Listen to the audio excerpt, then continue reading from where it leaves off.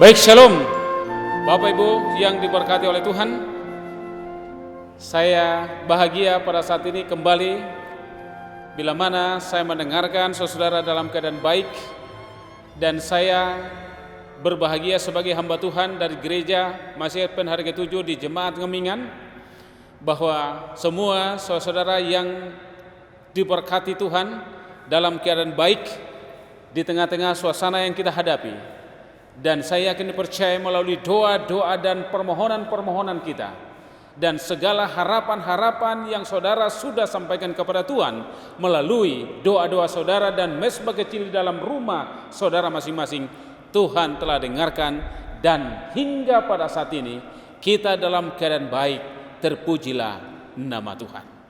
Oleh sebab itu, sebelum kita melanjutkan firman Tuhan, saya rindu untuk kita bersama-sama berdoa. Bapa di sorga, izinkanlah kami menaikkan ucapan syukur kami melalui mesbah ibadah kami pada saat ini. Sekalipun dalam situasi yang tidak memungkinkan kami boleh berada di rumah Tuhan, tetapi kami yang percaya bahwa Tuhan telah mendengarkan setiap doa-doa rumah tangga lepas rumah tangga, pribadi lepas pribadi.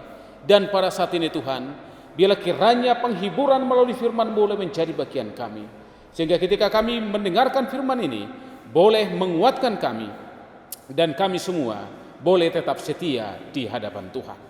Terima kasih Bapa di sorga. Ampunilah segala dosa kami, karena kami berdoa melalui anak-Mu Yesus menjadi Tuhan dan Juru Selamat kami. Amin. Saudara yang dikasihi oleh Tuhan, di dalam situasi yang kita hadapi pada saat ini, mungkin akan timbul satu pertanyaan di dalam pemikiran kita. Apa yang harus saya perbuat? Tentunya pada saat ini tidak lain dan tidak bukan kalau saya boleh mewakili jawabannya, bahwa kita harus percaya sepenuhnya kepada Tuhan. Itulah yang kita bisa perbuat hingga pada saat ini. Oleh sebab itu saudara yang dikasihi oleh Tuhan, banyak tentunya hal-hal yang tidak inginkan terjadi pada saat ini, dan Tuhan izinkan itu terjadi semata-mata kalau saya berpikir dari segi nilai iman yang kita miliki. Justru keadaan inilah yang akan menarik kita kembali untuk datang kepada Tuhan, dan mungkin akan lebih setia dan meninggalkan jalan-jalan yang tidak baik.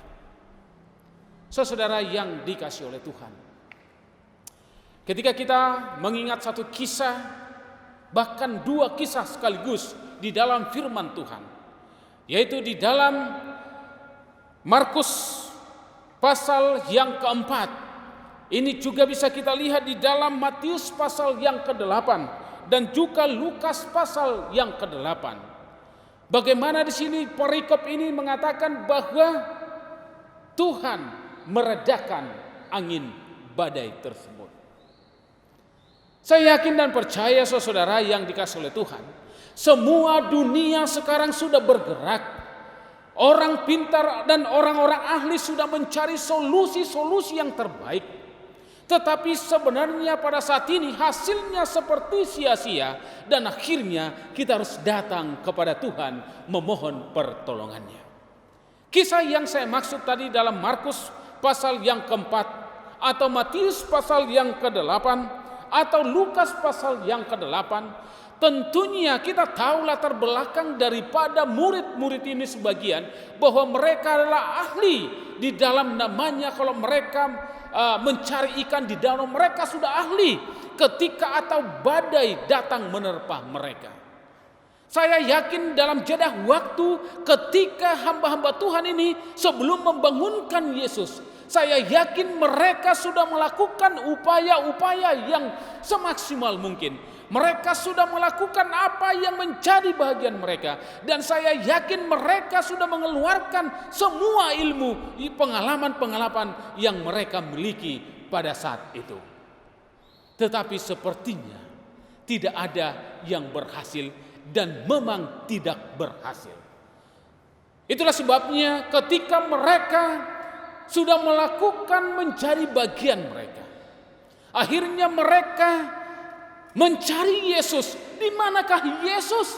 Kemudian mereka katakan Yesus tertidur di buritan sana. Kemudian mereka bergegas, dan di dalam cerita perikop ini dikatakan mereka membangunkan Yesus dan mereka mengatakan, Yesus, Yesus tolong, kita akan binasa.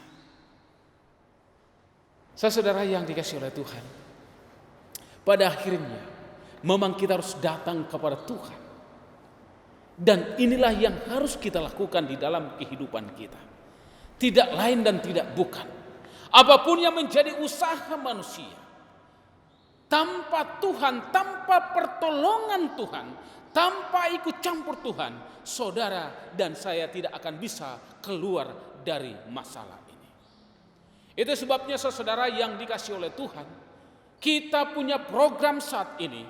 Bagaimana kita saling mendoakan satu dengan yang lain. Bagaimana kita saling menguatkan satu dengan yang lain. Bagaimana kita meminta pertolongan Tuhan boleh menyertai kehidupan kita masing-masing. Itulah sebabnya juga melalui program yang kita buat di Jemaat Ngemingan ini, kita juga saling mendoakan, saling memperhatikan, saling menguatkan satu dengan yang lain. Sehingga pada saat ini Tuhan tetap hadir di dalam kehidupan kita masing-masing. Itu sebabnya saudara yang dikasihi oleh Tuhan, satu kisah lagi bagaimana seorang kepala rumah ibadah yaitu bernama Yairus, ketika anak gadisnya sekarat dan hampir mati, dia datang kepada Yesus. Tentunya sebelum dia bertemu dengan Yesus, dia sudah memiliki usaha-usaha yang sangat luar biasa. Saya yakin dia sudah membawa ke tabib atau dokter kalau di zaman sekarang ini. Mungkin dia sudah berikan obat yang terbaik, dia sudah rawat dengan baik, tetapi sepertinya tidak berhasil. Dan ketika dia mendengarkan Yesus akan lewat dari kotanya, dari tempat dia tinggal, dia katakan, Yesus, tolonglah anakku. Tetapi oleh karena kebanyakan orang-orang berkerumun dan banyak yang harus diladeni oleh Yesus pada saat itu, akhirnya di dalam perikop ini dikatakan dalam Markus pasal yang kelima ini, anak gadis itu sempat meninggal dunia. Tetapi dengan pertolongan Tuhan, ketika Yesus menjamah dia dan menyuruh dia bangkit dan bangun, maka anak itu pun bangun seketika. Itu sebabnya saudara yang dikasihi oleh Tuhan, apapun yang terjadi pada saat ini, walaupun Tuhan izinkan kita mengalami satu masalah yang besar sampai hari ini, yaitu namanya virus corona ini, saya yakin Tuhan akan menolong saudara, menolong saya, menolong kita semua, menolong semua umat-umat Tuhan, dan Tuhan pasti akan memberikan kelepasan kepada kita. Amin. Tuhan pasti akan memberikan kelepasan kepada kita. Oleh sebab itu saudara yang dikasihi oleh Tuhan, firman Tuhan akan memberikan tips kepada kita pada saat ini.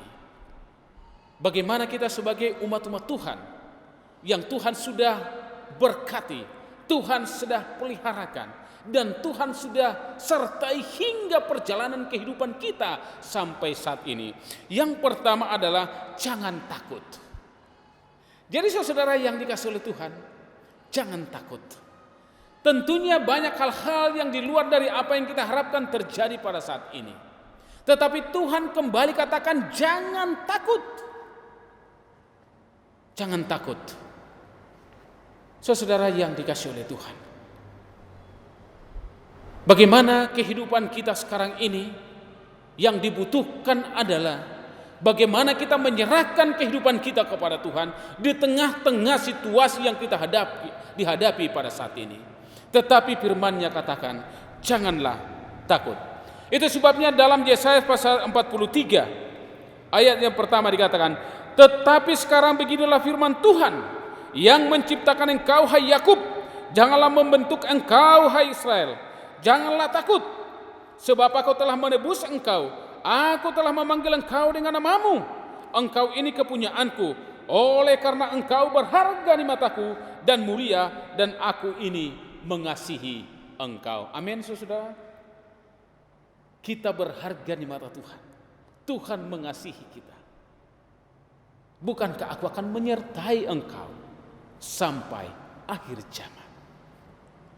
Oleh sebab itu saudara yang dikasihi oleh Tuhan, jangan takut. Percayakan kehidupan kita kepada Tuhan. Saya yakin Tuhan akan melindungi saudara dan melindungi kita semua di tengah-tengah apa yang kita hadapi hingga pada saat ini. Saudara yang dikasihi oleh Tuhan, yang kedua adalah berdoa memohon dari Tuhan.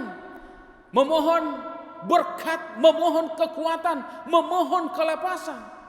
Itulah sebabnya saudara yang dikasihi oleh Tuhan, walaupun mungkin saudara terganggu tidurnya, kurang lebih 2 minggu ini kita punya program di Ngemingan ini, di gereja Ngemingan ini, doa berantai.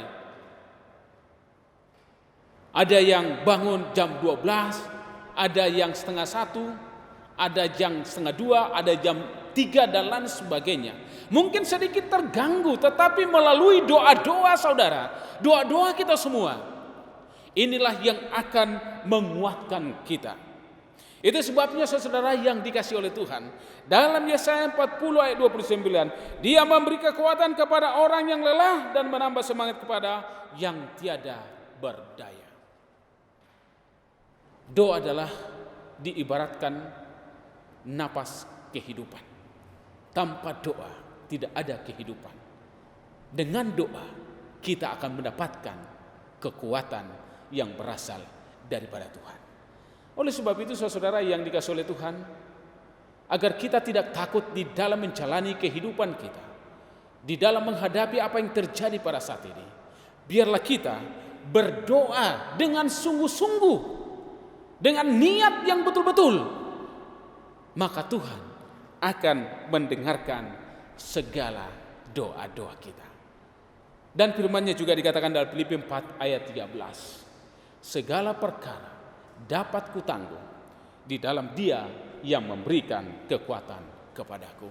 Inilah janji Tuhan kepada kita saudara. Itu sebabnya apa yang saudara harus lakukan, apa yang harus saya lakukan, biarlah kita kiranya jangan takut, dan biarlah kiranya melalui kehidupan kita pada saat ini kita akan tetap fokus untuk menyampaikan segala sesuatunya kepada Tuhan melalui doa-doa permohonan kita, dan segala kekhawatiran kita akan Tuhan jauhkan. Oleh sebab itu saudara yang dikasihi oleh Tuhan, yang ketiga, berjaga-jagalah. Saya yakin saudara, pada kesempatan ini, sebelum namanya COVID-19 atau Corona ini melanda kota kita ini, negara kita ini, bahkan beberapa negara di dunia pada saat ini, banyak orang melupakan kasih Tuhan, dan banyak orang tidak pernah berseru kepada Tuhan sebagai Tuhan, penolong, pemelihara, dan pencipta kita. Tetapi melalui apa yang terjadi pada saat ini, kita diberikan kesempatan untuk memperbaiki diri, berjaga-jaga oleh karena situasi yang kita hadapi pada saat ini. Itu sebabnya kita beruntung dari segi rohaninya. Yang dulunya kita sulit untuk bersama dengan suami kita, istri kita, anak-anak kita.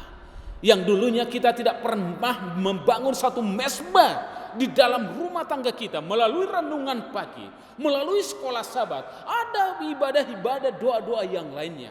Sekarang itu terjadi. Puji Tuhan saudara.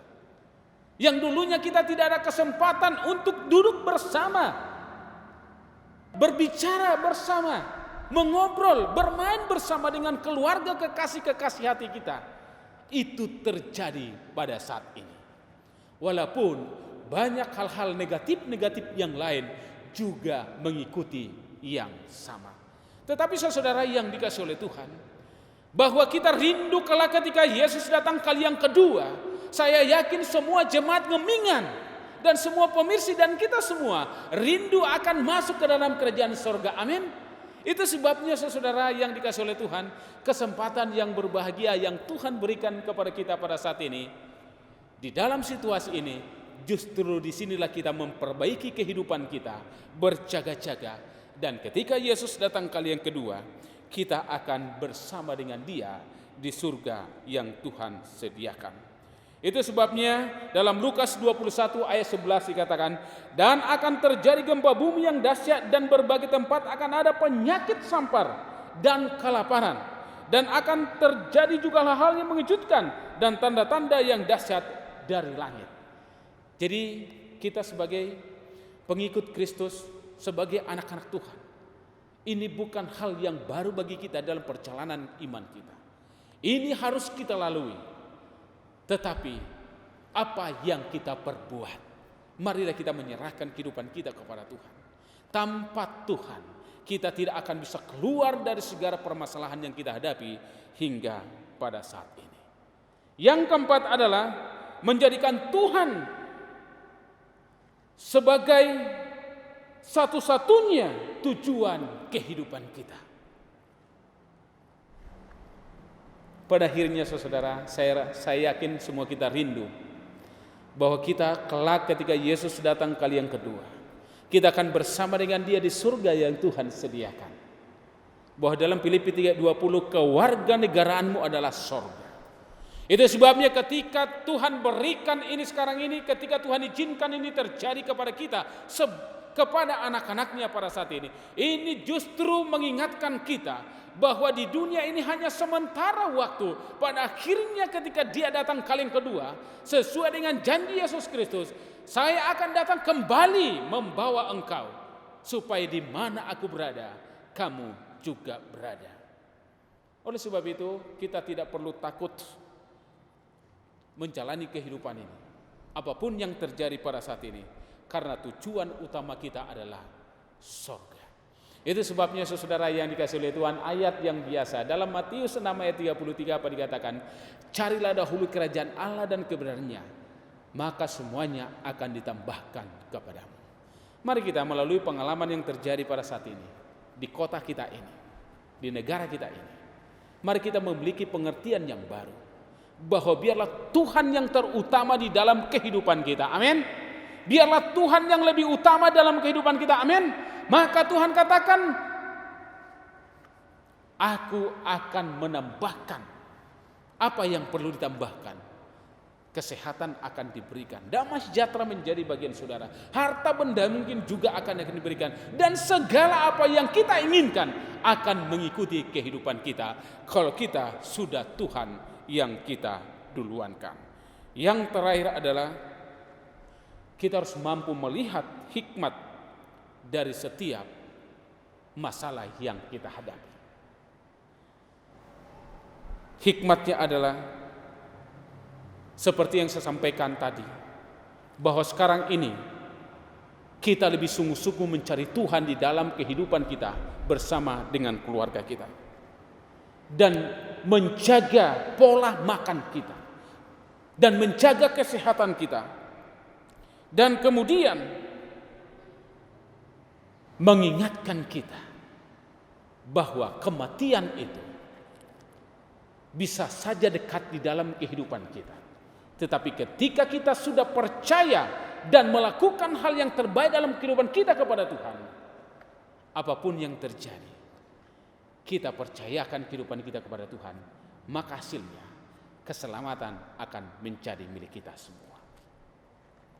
Oleh sebab itu saudara yang dikasihi oleh Tuhan, jemaat Ngemingan yang diberkati melalui mimbar online ini, bila kiranya kita boleh dikuatkan, boleh dihiburkan dengan firman ini, agar kita jangan takut, agar kita jangan melakukan hal-hal yang tidak disukai oleh Tuhan, dan biarlah kiranya kita lebih akan sungguh-sungguh berdoa, dan biarlah kiranya melalui peristiwa ini kita akan berjaga-jaga dan menjadikan Tuhan yang lebih utama, dan mengambil sikap bahwa di balik segala sesuatu yang terjadi pada saat ini, Tuhan punya rencana yang terindah.